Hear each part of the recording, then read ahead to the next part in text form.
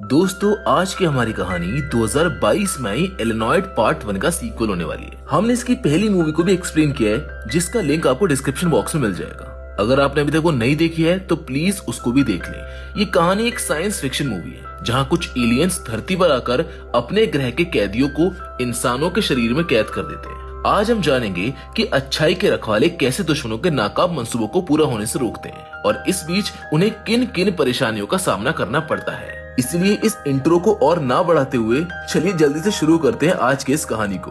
Hollywood silver screen presenting एलेनॉयड। इस movie के पिछले पार्ट में हम देख चुके थे कि लिहान को बचाने के लिए गार्ड एक पोर्टल खोलकर म्यूटेंट, थंडर और लियान को लेकर पास्ट में चला जाता है, ताकि कैसे भी करके वो लोग म्यूटेंट्स को कुछ समय के लिए रोक सकें। खैर, इसी कोशिश की वजह से गार्ड और थंडर ऐसा करने में सफल भी रहते हैं। पोर्टल की मदद से लिहान और बाकी लोग पास्ट के ईयर 1391 में आ जाते हैं। यहाँ हम जी जैंग को देखते हैं, जो एक नदी किनारे अपने लोगों को कहता है कि हमें कैसे भी करके उस लड़की को ढूंढना होगा, क्योंकि वो जादुई खंजर अभी भी उसके पास ही है। वहीं दूसरी ओर हम लिहान को देखते हैं, जो अपना भेष बदलकर किसी से मिलने जा रही होती है। जल्दी वो एक बाजार में पहुंचती है, लेकिन उस जादुई खंजर के चलते ही उसके ऊपर एक बहुत बड़े इनाम की घोषणा कर दी जाती है। इसलिए जब लिहान अपने खबरी से थंडर के बारे में बात कर रही होती है, तभी वहाँ पर दो लोग आ जाते हैं और उस पर हमला करने लगते हैं। लेकिन लिहान भी कोई आम लड़की नहीं है, इसलिए वो भी उनको अच्छा मजा चखाती है और मार मार कर उनका बुरा हाल कर देती है। साथ ही में वो उनको धमकी भी देती है कि आगे से अगर तुम मेरे पीछे आए तो तुम्हारे लिए अच्छा नहीं होगा। वहीं दूसरी ओर हम म्यूरेक को देखते हैं, जो बेहोशी की हालत में दो जादूगरों के यहाँ पर लेटा हुआ है। यहाँ वो दोनों जादूगर आपस में बात कर रहे होते हैं कि ये तो वही लड़का है जिसे आज से 10 साल पहले हमने जादू सिखाया था। उन दोनों जादूगर में से एक को ये आभास हो जाता है कि इसके शरीर में एक शैतान है। तभी अचानक से म्यूरेक की आंखें खुल जाती है, यानी कि वो होश में आ जाता है। होश में आते ही वो सबसे पहले जी जैंग के बारे में पूछता है। जी जैंग भी उसके जैसा ही एक पावरफुल आदमी है, जिसके अंदर भी एक शैतान कैद है।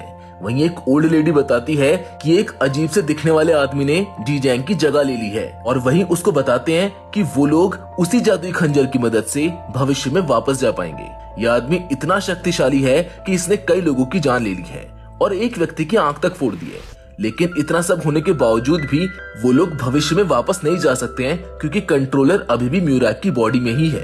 तभी हम उस अंधे आदमी को देखते हैं, जो अपनी आंखें वापस पाने के लिए बेताब है। किसी जादूगर ने उसको बताया है कि उसकी आंखें उसी खंजर की मदद से वापस आ सकती है। अब इस आदमी को हल्के में मत लेना, क्योंकि ये कोई आम आदमी नहीं है।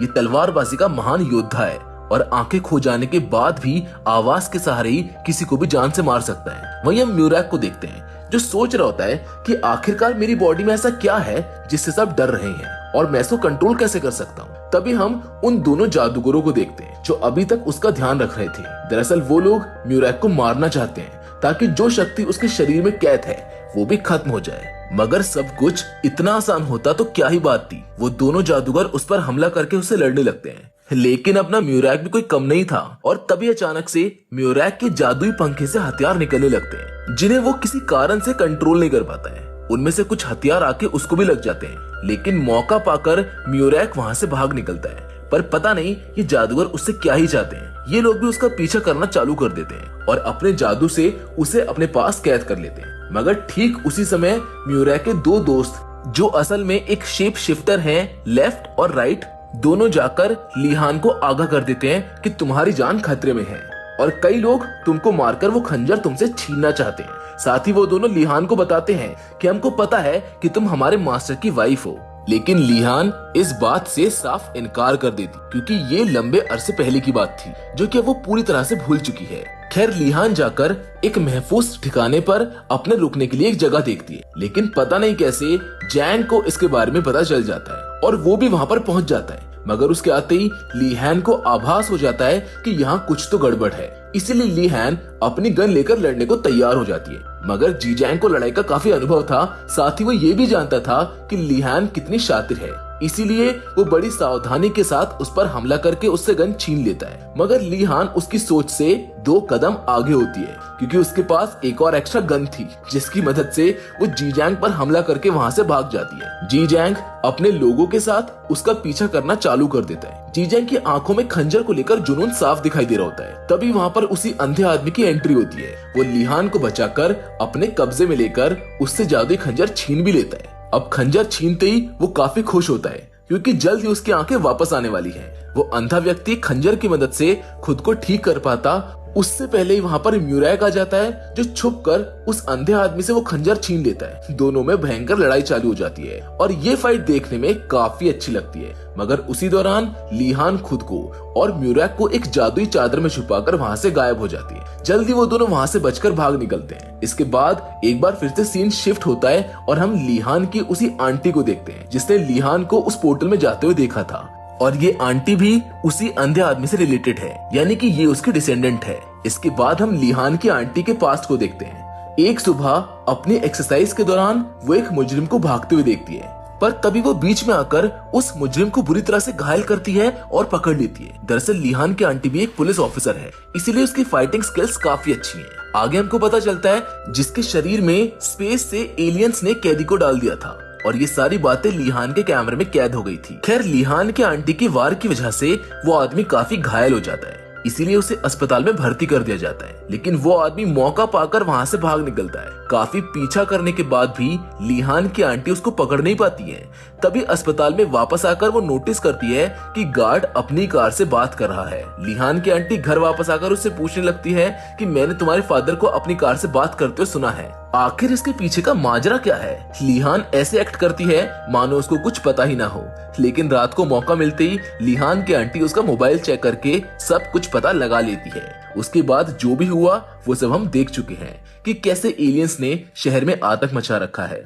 इसलिए असली कहानी में वापस आते हैं। यहाँ एक बार फिर से हम पास्ट का सीन देखते हैं, जहाँ म्यूरैन लीहान को बताता है कि मैं तुमको पसंद करता हूँ और तुम शायद मुझको भूल गई हो, मगर मैंने बचपन में तुम्हारी जान बचाई थी, मैं वही हूँ। शुरू में तो लीहान को कुछ भी याद नहीं आता, लेकिन बचाने वाली बात को सुनते ही उसको सब कुछ याद आ जाता है और वो म्यूरैन को अपने गले लगा लेती है। यहाँ म्यूरैन अपने भारी दिल के साथ उसको बताता है कि मेरे अंदर भी एक एलियन है और मैं उसका कंट्रोलर हूँ, और उसको मारने का अब एक ही तरीका है कि मैं अपनी जान ले लूं। लेकिन ये सुनते ही लीहान उसको बीच में रोकते हुए कहती है कि तुमको अपनी जान लेने की कोई जरूरत नहीं है, तुम ऐसे ही अच्छे हो और मुझको पसंद हो, लेकिन शायद ये हमारी आखिरी मुलाकात हो सकती है क्योंकि मुझे भविष्य में वापस जाकर जहरीली गैस को फैलने से रोकना है। ये कहकर लीहान म्यूरैक से खंजर लेकर वहाँ से चली जाती है। वहीं कुछ समय बाद म्यूरैक और उसके साथी एक होटल में बैठे होते हैं। तभी वो कुछ लोगों को लीहान के बारे में बात करते हुए सुनता है। दरअसल वो लोग लीहान को पकड़ने की फिराक में हैं, क्योंकि यह सबको पता है कि उस लड़की के ऊपर एक बहुत बड़ा इनाम रखा हुआ है।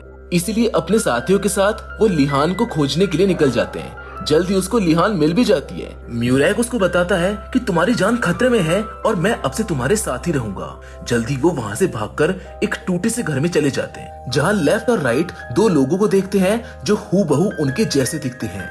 ये चारों लोग एक दूसरे को देखकर काफी डर जाते हैं और भागने लगते हैं, मगर लेफ्ट राइट थोड़ा दिमाग लगाकर उनका पीछा करना चालू कर देते हैं और जल्दी उनको पकड़ भी लेते हैं। यहाँ वो बहरूपिया उनको बताते हैं कि हमने तुम्हें आज से 10 साल पहले देखा था, उसके बाद से हमें कुछ भी नहीं मालूम है। ये सारी बातें चली रही होती हैं कि तभी वहाँ पर जीजैंग के लोग आ जाते हैं। दरअसल ये लोग कंट्रोलर को खोज रहे हैं, क्योंकि उसी की मदद से जीजैंग भविष्य में जा पाएगा। जीजैंग के लोग एक आदमी को उठाकर अपने साथ ले जाने लगते हैं, लेकिन लेफ्ट और राइट बीच में आ जाते हैं। तभी अचानक से एक तीर आकर लेफ्ट को लगता है और उसकी वहीं पर मौत हो जाती है।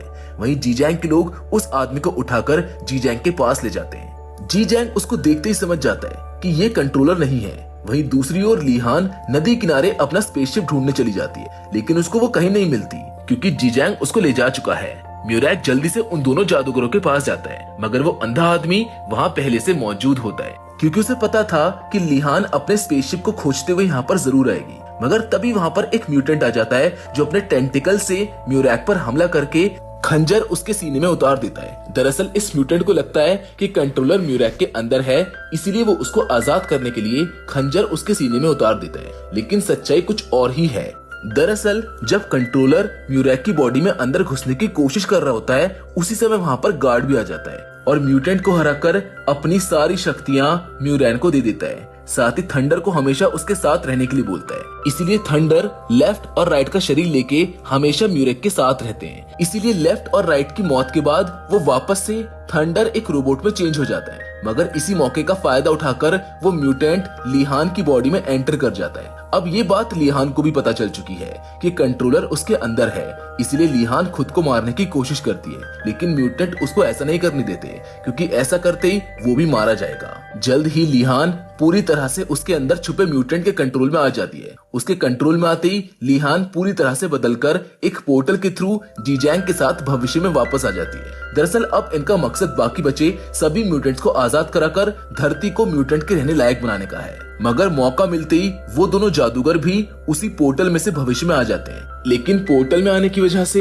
सभी लोग अलग अलग जगह पहुंच जाते हैं। वहीं दूसरी ओर लिहान की आंटी अपने हायर ऑफिसर्स को आगाह करती है कि जल्द ही मॉन्स्टर्स उन पर हमला करने वाले हैं, लेकिन कोई भी उसकी बात पर ध्यान नहीं देता है, बल्कि उल्टा उसको ही बेहोश करके शांत कर देते हैं। एक्चुअली बाकी पुलिस वालों को मानना है कि ये कोई एलियन अटैक नहीं बल्कि किसी वायरस का काम है जिससे लोग मर रहे हैं। जल्दी पुलिस के कुछ लोग खुद को कवर करके उस धुएं में चले जाते हैं। थोड़ी देर में उनको भी समझ आ जाता है कि ये एलियंस ही हैं, क्योंकि वो एलियंस एक एक करके सबको मार रहे होते हैं। अलग अलग आने की वजह से वो दोनों जादूगर एक जिम में टेलीपोर्ट हो गए थे। वो अपने सामने की स्क्रीन पर म्यूटेंट्स को देखकर उस पर हमला कर देते हैं, यानी कि स्क्रीन तोड़ने लगते हैं। अब इनको कौन समझाए कि ये फ्यूचर है, मामला तो कहीं और ही चल रहा है, यहाँ तो बस उनको दिखाया जा रहा है। लेकिन पास से आने की वजह से उनको कुछ भी समझ नहीं आ रहा होता। जल्दी पुलिस आकर इनको गिरफ्तार कर लेती है और उनको ले जाकर उसी कार में डाल देती है जिसमें लिहान की आंटी है। उन्हें ले जाते वक्त कार का एक घमासान एक्सीडेंट हो जाता है और मौका पाते ही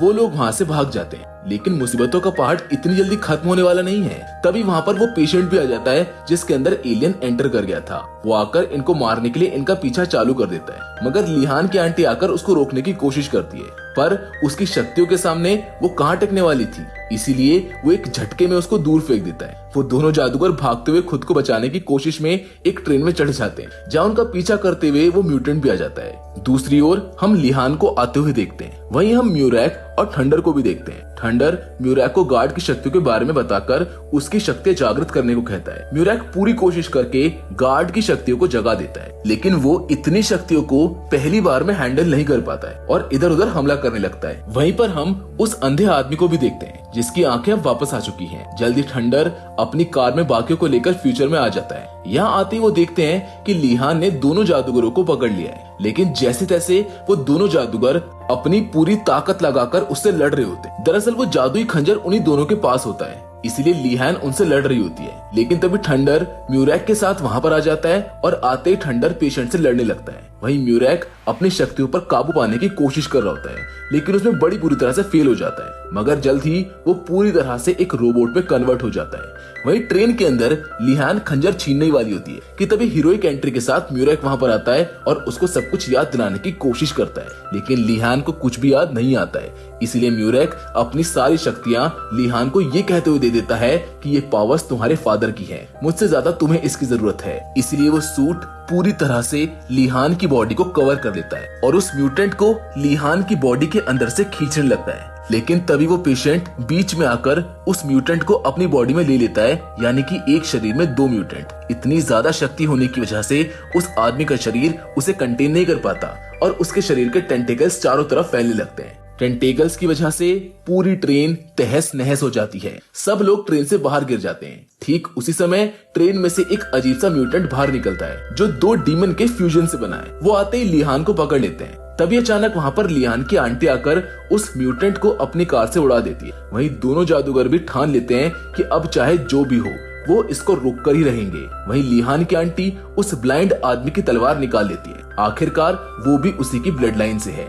वहीं म्यूरैक अपने पंखे से हथियार निकाल लेता है। ये सभी लोग आपस में मिलकर उस म्यूटेंट से लड़ने लगते हैं। वहीं थंडर लिहान को बताता है कि उस खंजर को स्पेसशिप के रेड डॉट पर मारो। लिहान ऐसा ही करती है। खंजर जाकर लगने ही वाला होता है कि तभी वो पेशेंट जो म्यूटेंट बन चुका है आकर उसको रोकने की कोशिश करता है, लेकिन उसे रोकने से पहले ही वो खंजर जाकर उस रेड डॉट पे लगता है। इससे सब कुछ नॉर्मल हो जाता है, यानी कि सभी एलियंस मारे जाते हैं। तभी थंडर आके उसको बताता है कि मैं अब इन सब म्यूटेंट्स को ले जाकर यूनिवर्स में लॉक कर दूंगा। वहीं लिहान पूछती है कि क्या मेरे डैड वापस आ सकेंगे, जिस पर थंडर उसको बताता है कि मेरे पास उनका पूरा डेटा और मेमोरीज है, वो जल्दी वापस आ जाएंगे। ये कहकर वो उस स्पेसशिप को आसमान में लेके चला जाता है। तभी अचानक एक पोर्टल खुलता है और जो भी लोग पास से आए थे वो सब अपने समय में वापस चले जाते हैं। समय बीतता है और हम देखते हैं कि म्यूरैक का लिहान के बिना मन नहीं लग रहा है और तभी अचानक एक पोर्टल खुलता है और म्यूरैक फ्यूचर में वापस आ जाता है, जिसके साथ ये कहानी यहीं पर खत्म हो जाती है। तो दोस्तों, आपको इलिनॉइड का सेकंड पार्ट कैसा लगा हमें कमेंट करके जरूर बताइएगा। बाकी फिलहाल आज के इस वीडियो में बस इतना ही, लेकिन हम फिर से जरूर मिलेंगे और वो भी एक और मजेदार कहानी के साथ। पर हमेशा की तरह तब तक के लिए धन्यवाद।